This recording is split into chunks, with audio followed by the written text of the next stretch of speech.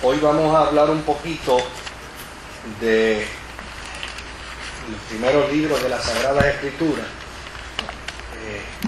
pero vamos a entrar de lleno al aspecto del Génesis, aunque necesitamos considerar un ratito más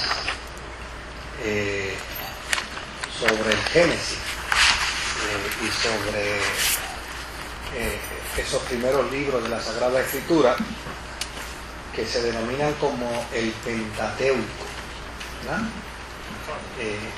Sí. A medida vamos avanzando, vamos otra vez a Cantares o ya. El Cantares, sí, lo repasamos. Sí, no, lo vamos a tocar. ¿Qué le llamamos Pentateuco, no? ¿A qué cosa le llamamos Pentateuco? Pues le llamamos Pentateuco a los primeros 5 libros de la Sagrada Escritura. Pero cuando le llamamos Pentateuco, ¿en qué cosas pensamos de esos primeros 5 libros? Pues obviamente lo primero que tenemos que pensar es que es un texto complejo. O sea, yo creo que no hay un documento más complejo que el Pentateuco.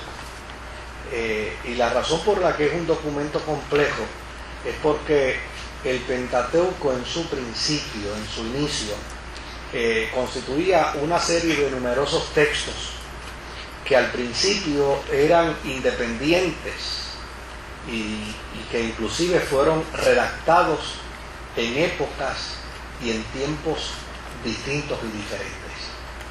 Cuando nosotros tradicionalmente pensamos en el Pentateuco como un documento que pudo haberse desarrollado en el peregrinar de Moisés una vez sale de Egipto, ¿verdad? Que es la manera tradicional como nosotros lo pensamos.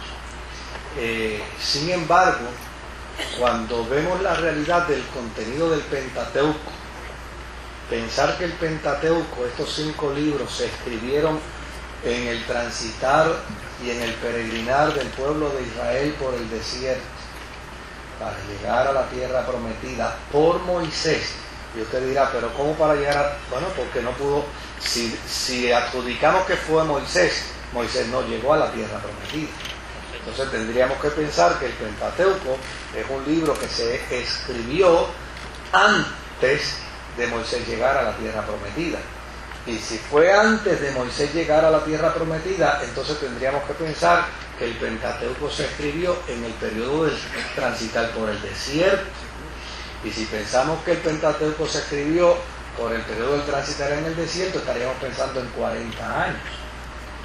Y si estamos pensando en 40 años, imagínese usted cómo pudo haber sido eso, de desarrollar un libro tan complejo en 40 años, caminándose por un desierto, con tantas dificultades y con tanta crisis, sin ninguna tecnología como la que tenemos ahora.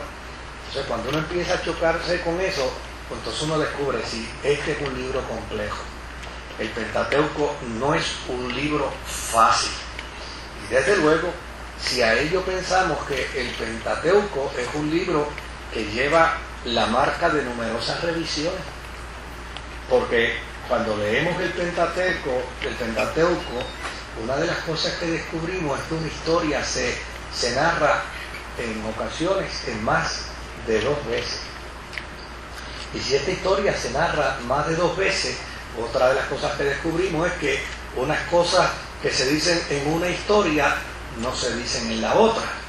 En algunas se añade y eso hace pensar entonces que de alguna manera hubo alguna revisión dentro del contexto de la historia. Imagínense, todavía no hemos empezado el Pentateuco y ya Dávila empezó a preguntarse que por qué razón el segundo día se derime entre la mañana y la tarde como un día. O sea, es un documento que no es tan fácil, número uno, de leer y no es tan fácil de explicar. A veces yo me sorprendo con la forma y manera con la que la gente despacha, ¿verdad? el Antiguo Testamento y sobre todo el Pentateuco. Otra de las cosas del Pentateuco es que contiene los escritos esenciales de Israel, del Israel que fue salvado de la destrucción de Samaria y de la destrucción de Jerusalén. Cuando decimos de Samaria y de Jerusalén, de lo que estamos refiriéndonos es que muchos de estos documentos fueron escritos esenciales que se desarrollan y que se crean y se generan precisamente como resultado de dos experiencias catastróficas que vivió Israel. Una fue la invasión del Imperio Asírico. Y desde luego con la invasión del Imperio Asírico, Israel perdió 10 tribus. O sea, imagínense que de una familia de 12 se pierdan 10 en el primer golpe. Pues el Pentateuco es un documento, obviamente, que resurge y que se plantea y se escribe a partir de esa experiencia dolorosa y triste. Y por el otro lado, quedan dos familias judías, que son las familias del sur, las familias de Judá, y estas dos familias terminan sufriendo la desgracia del imperio del imperio babilónico. Entonces, cuando uno se topa con eso, uno dice, ven acá, ¿y cómo es que se desarrolla el Pentateuco?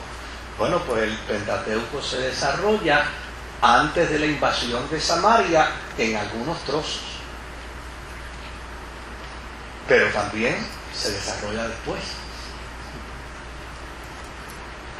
En algunos casos fue completado después, y en la mayoría fue completado después del cautiverio en Babilonia, como resultado de ese gran e ilustre sacerdote llamado Esdras. O sea, si usted se da cuenta, o sea, de arrancada nada más, uno empieza a ver esto y dice, oye, esto no es tan simple como decir del capítulo 1 hasta el capítulo tal se habla de la creación, del capítulo tal al capítulo tal se habla de Abraham y de su descendencia, y del capítulo tal se habla de Isaac y su descendencia, y del capítulo tal al capítulo tal se habla de Jacob y su descendencia, y del capítulo tal de José y su descendencia, y después entonces aparece del tal capítulo al capítulo tal de Éxodo el pueblo de Israel, y después aparece, oye, así lo despacha cualquiera. Pero cuando uno dice, ven acá, sí, pero nárrame cuándo se desarrolló la historia de tal capítulo a tal capítulo, y qué cosas sucedieron dentro de esa historia, y cómo fue que ese documento se descubrió, y por qué fue que ese documento se perdió inicialmente. Entonces uno dice, espérate, esto es mucho más serio y es mucho más profundo de lo que tal vez a superficie, ¿no? A prima facie estamos planteando por lo general. Otro elemento importante del Pentateuco es que el Pentateuco es una ley fundamental. O sea, en el Pentateuco está la vida religiosa del pueblo de Israel. Es la forma en que Israel se rigió constitucionalmente, y es la forma como Israel entendió que debía entonces restaurarse después de la gran desgracia de Babilonia.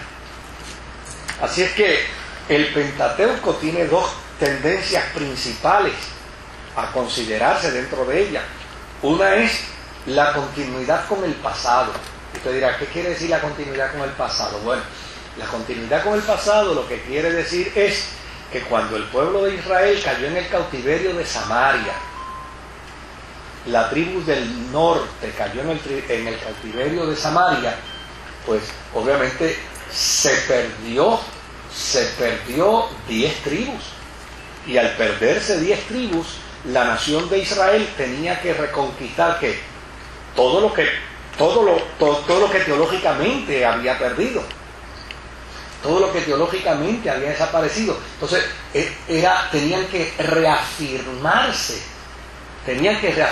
como pueblo, y se tenían que reafirmar como pueblo en una población bien reducida, porque desaparecen 10 tribus y quedan 2.